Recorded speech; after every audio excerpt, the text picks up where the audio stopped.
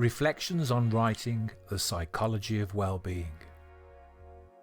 It was sociologist William Simon who wrote, all attempts at theorising social life are at the same time works of autobiography. And I've joked more than once during the writing of this wellbeing book that it would be the death of me.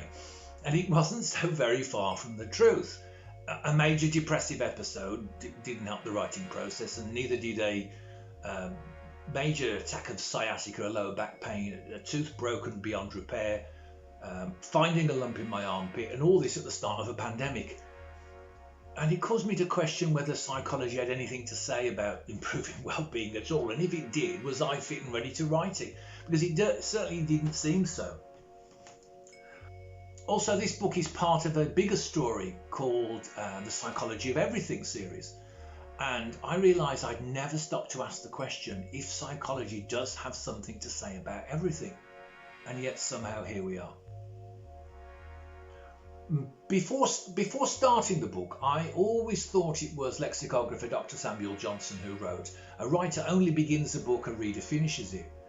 But we can't pinpoint where Johnson wrote that. We've just got traces of others telling us that he did. And this is a good reminder for us to always check our sources. But whoever said it, the sentiment holds true. Books are paths crossed in the autobiographies of readers and writers, even if we share just a page, a few lines, or lift a quote for an essay. I'm Gary Wood, and in this book I tell you a story of the psychology of well-being. And within reason, I've tried to let my voice come through, albeit with fewer expletives. Because as you reflect and take the story forward, it's vital for you to know where it's come from. It's shaped by my personal and professional experience, just as your story is shaped by yours. Sociologist Stanislav Andreski contends that anyone who searches for the truth about human affairs and then reveals it cannot avoid treading upon some toes. And so if I've done my job right, it might burst a few bubbles, pull a few rugs, or even cause the odd existential shrug. But hopefully it will empower too. It isn't a because I say so kind of book. I view writing as an act of rebellion, so my approach to life coaching is pretty much the same. I encourage and challenge people to be themselves or transcend themselves despite themselves.